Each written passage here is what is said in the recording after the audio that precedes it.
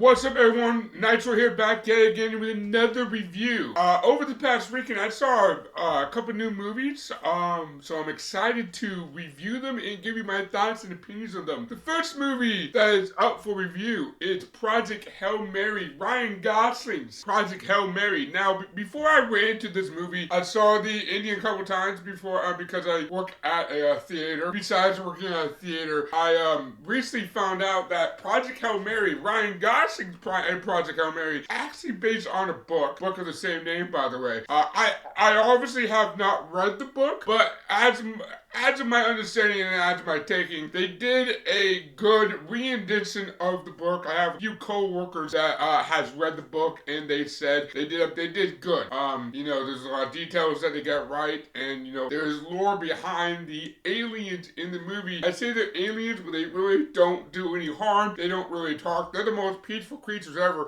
These are like rock creatures that Ryan Gosling finds in the movie. Kind of finds. He finds a guy named, he finds a person named Rocky who he nicknames Adrian, but then he ends up cloning Rocky's DNA to make tons of other rock-like creatures. But yeah, Ryan Gosling, he plays and portrays a character named Grace. Grace is a failing science teacher. I said failing because he's teaching science to these kids in the classroom, but no one's really understanding it. But yeah, he's technically a failing science teacher who was picked and forced to do a suicidal space mission, meaning once he completes the space mission, he just dies in his pod. He doesn't really go back to Earth. There's no plan for Ryan Gosling to go back to Earth. So he just picked and forced to go on this suicidal space mission where he has to go and collect the special type of gas that a scientific crew needs. And the scientific crew, they ran out of this gas product, so that's why they need more of it. And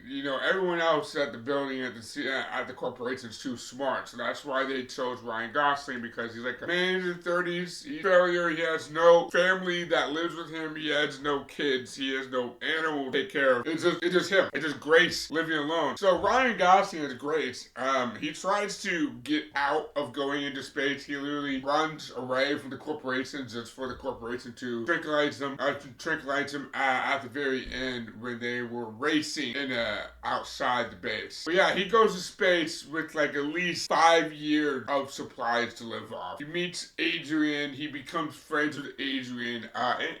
Adrian actually talks. He has a voice. But yeah, he learns about the rock creatures' cultures, and he learns about how they talk, and he lives with them, and he gives them a gift, which is very nice, very, very sweet. But yeah, it's a scientific space sci-fi movie. It's a good one. Don't get me wrong. It's really heartwarming, especially at the end, because Adrian is like, hey, you can't go back to Earth. How about I sacrifice my life and you go back to live your life? Well, obviously Grace don't like that. So by the end, they end up settling on a Earth-like planet, which is very wholesome, very heartwarming. I really like that a lot. I will say I did kind of jerk off and on throughout the movie. I mean, I'm not really one for space movies. I think my favorite space movie ever, and this is probably when I saw it in the 6th grade, the starting of middle school, probably like Apollo 11, the space movie about the failed Apollo mission that ended up just killing every astronaut. Yeah, that's my favorite space movie. But yeah, I don't know. I'm just not one for space movie. I like space games. I love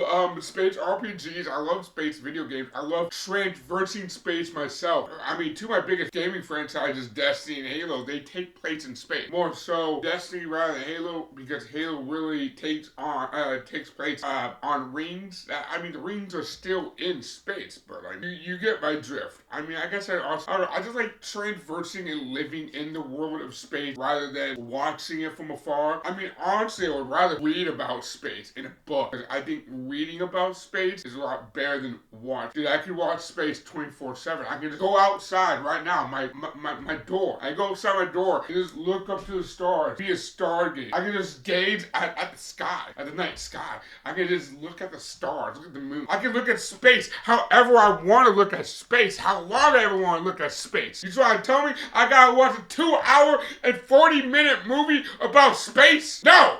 No, I don't. But yeah, I don't know. Ryan Gosling had some good acting chop. Ryan Gosling's a fantastic actor. My last movie I saw Ryan Gosling in was the Barbie movie with Margot Robbie, which Margot Robbie does have a new movie out. So yeah, I ultimately give this movie a C. I like the direction they went. I like the story that they told. I really like Ryan Gosling's character as great, and I really like the rock creatures he found and made friends with along the way. I got this movie a C. Go out and go see it now. Bye bye.